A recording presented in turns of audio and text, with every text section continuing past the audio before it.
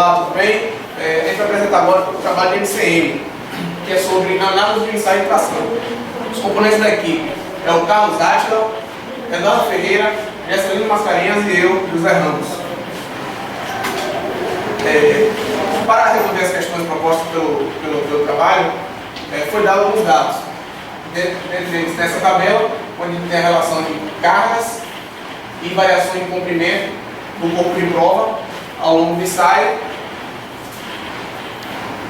E outros dados aqui, que é o diâmetro nominal da barra, 19 mm, o peso do segmento da barra ensaiada, 1,735 kg, o comprimento do segmento, que é 78,2 cm, a carga máxima atingida no ensaio, 20.100 kg-forças, e a densidade do aço, de 7,35 kg por decímetro cúbico.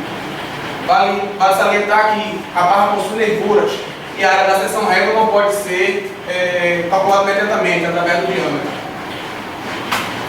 Bem, as questões dadas foram encontrar o limite convencional de escoamento, encontrar o limite de resistência de tração, o limite de proporcionalidade, calcular a estimativa do modo de elasticidade, calcular o alongamento de diâmetros, supondo que a distância final após o ensaio é de 215,2 mm, calcular o modo de resiliência aproximado e o número índice de tenacidade.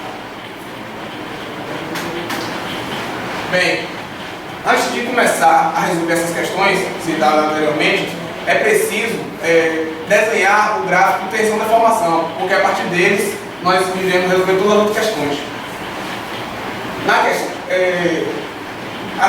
Na tabela fornecida foi dada as cargas no ensaio e as variações do comprimento. Mas, por exemplo, o gráfico precisamos de tensão e deformação. Não foi dado na questão a área. Iremos encontrar então a área a partir do volume, já que ele deu dados de densidade e comprimento.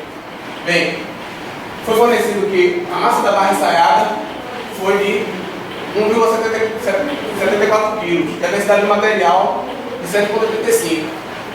Então sabemos que o volume do material ensaiado em decímetros cúbicos é igual à massa dividido pela densidade. Fiz a conversão e encontrei o volume do material ensaiado em milímetros cúbicos, que é de 221.019,11 milímetros cúbicos. Pronto. Sei que o comprimento do material ensaiado em milímetros é 782. Com esses dois valores, o volume do material ensaiado em milímetros cúbicos e o comprimento do material ensaiado, nós temos a área útil da seção reta da barra, que é de 272,7 milímetros quadrados. Pronto. O valor dessa área vai nos ajudar a calcular as tensões naqueles pontos listados, que é o valor da carga em newtons dividido pelo valor dessa área.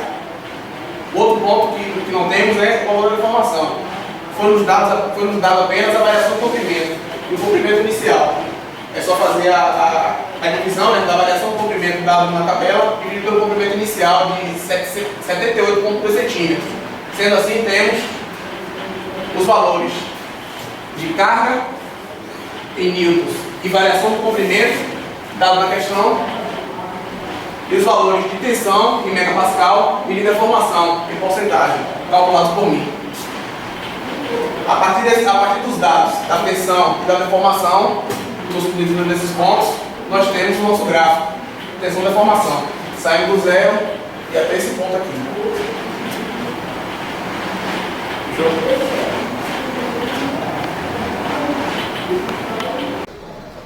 Boa noite, pessoal. Meu nome é Gesselino. Irei mostrar para vocês como encontrarmos o limite convencional de escoamento.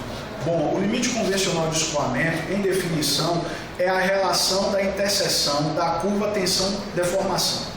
Bom, necessariamente, então, teremos que traçar uma reta paralela à parte elástica, com deslocamento de 0,2% no eixo de deformação. No momento que a reta paralela interceptar a curva de deformação, que nesse caso aqui é de 550 megapascal, teremos aqui então o limite convencional de escoamento. Bom, nessa segunda resolução de questão, encontraremos aqui o limite de resistência à tração.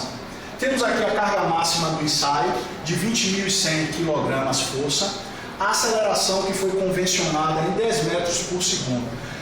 Bom, através do produto dessas grandezas, encontraremos a carga máxima do ensaio em Newton, né? A massa vezes a aceleração, encontraremos aqui 201.000 newtons.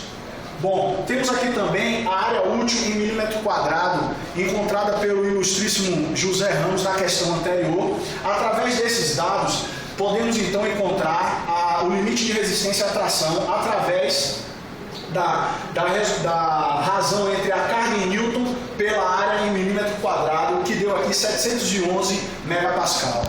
Boa noite, eu sou o Carlos Átila. Eu vou falar sobre o limite de proporcionalidade. Aqui, na verdade, esse limite de proporcionalidade é o último ponto da curva, pertencente à região elástica. Através do gráfico, podemos observar esse ponto aqui, ó, está localizado nessa região, que tem um valor equivalente a 421 megapascal. Agora eu vou calcular a estimativa do módulo da elasticidade. Aqui. Podemos detectar aqui, ó, a tensão vezes a deformação, vamos encontrar esse valor. Em cada módulo é encontrado um valor. E posteriormente é calculado uma média desses valores encontrados, que chegamos a esse valor aqui total, que é de 82.194 megapascal. Aqui. Agora eu vou calcular um alongamento de 10 diâmetros, supondo que a distância final após o ensaio é de 215,2 milímetros. Primeiramente, observamos aqui a deformação, o comprimento final e o comprimento inicial dividido pelo comprimento final. Inicial. Aqui, ó. Aí substituímos os valores. Aí com essa substituição, aqui colocamos 215,2 menos 190 dividido por 190. Esse valor de 190 foi encontrado a partir do valor que foi dado multiplicado por 10. Aí na resolução dessa conta encontramos o valor de 13,26%.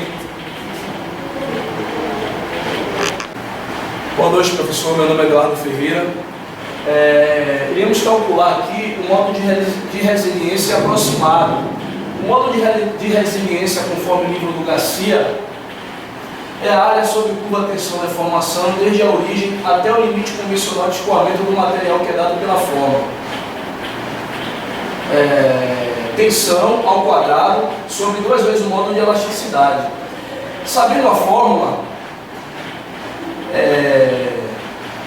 basta substituir os valores, né, tensão do limite convencional de escoamento, 550 megapascal, e o módulo de elasticidade que foi encontrado na questão anterior, que resolvendo a questão deu o resultado de 1,4. Passa aí, por favor. Calcular o número, agora nós vamos calcular o número índice de tenacidade. O índice de tenacidade é um material resistente antes, o índice de tenacidade. O índice de tenacidade é um material resistente antes de falhar. Isto é a área sob a curva tensão deformação desde a origem até o limite de resistência à tração do material, que é dado pela fórmula, o índice de tensão é a tensão do limite de resistência à tração, que é de 711.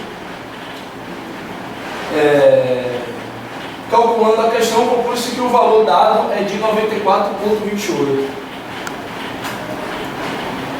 Obrigado.